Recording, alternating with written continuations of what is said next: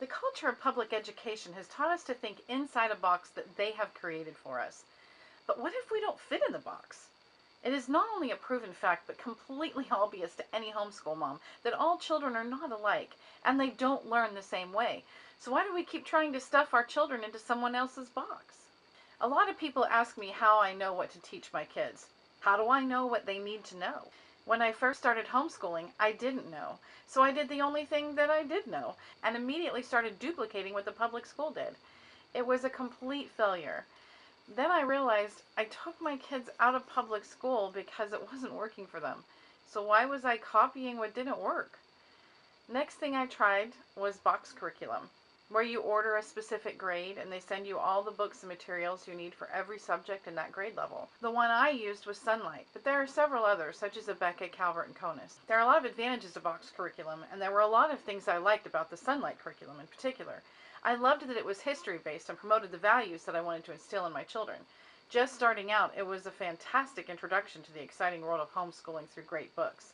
I had no idea where to start when choosing books for our family to read aloud together, or for my children to read on their own, and I certainly didn't have the time to read every book available to come up with a trusted list. Sunlight had already done that work for me, so that was a huge help, and it became the gateway for our family's journey of discovery in great literature. That has remained the foundation and core of our history program, but the other subjects were still a struggle. We started out using Saxon Math because that's what all my homeschool friends were using, but I soon found that while some of my children did well with Saxon, others really struggled with it, sometimes to the point of tears.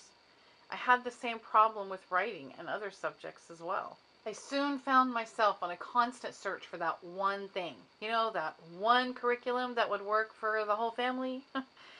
But it was during that search that I found that one thing. That wasn't curriculum. It was my own self-discovery of a proven fact.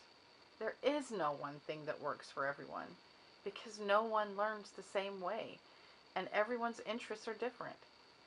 But there are also basic things our children need to know. Benchmarks, if you will, to measure their progress. And when we know what those things are, the specific curriculum doesn't matter. We can choose whatever curriculum works for each individual child in each individual subject. So where do you find this list of benchmarks? One place you can go is your state's Board of Education website. Every state has one, and they all provide a list of benchmarks by grade level. They call them state standards. Another great resource is a series of books by Ed Hirsch called What Your Child Needs to Know. A lot of homeschoolers are familiar with these books and even use them for their curriculum. He has one for each grade level that covers all the subjects. These are both great resources for information, but if we use them on their own as is, they can actually inhibit our children's progress. The drawback to most of the skills lists and resources available is that they're listed by grade level. But no one learns in a straight line.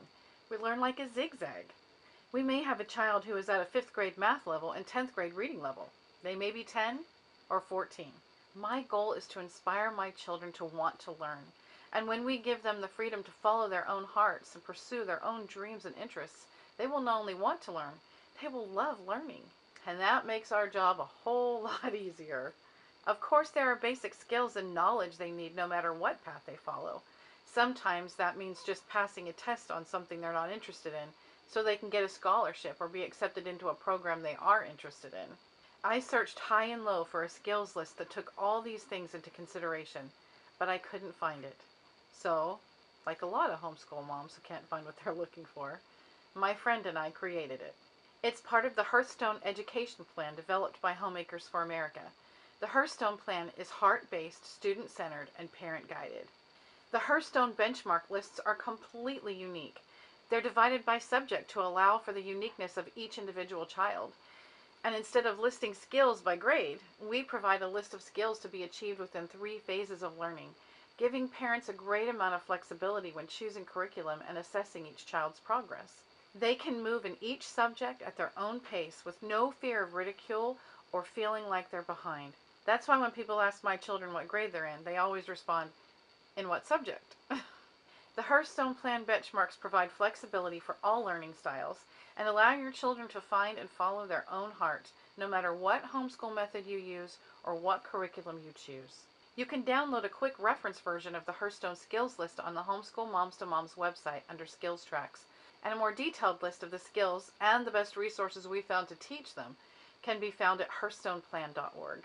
No matter what source you use to plan your homeschool and assess your children's progress, if you follow a heart-based, student-centered, and parent-guided model, you'll have a whole lot more success than if you just try to shove your kids into a box they don't fit in.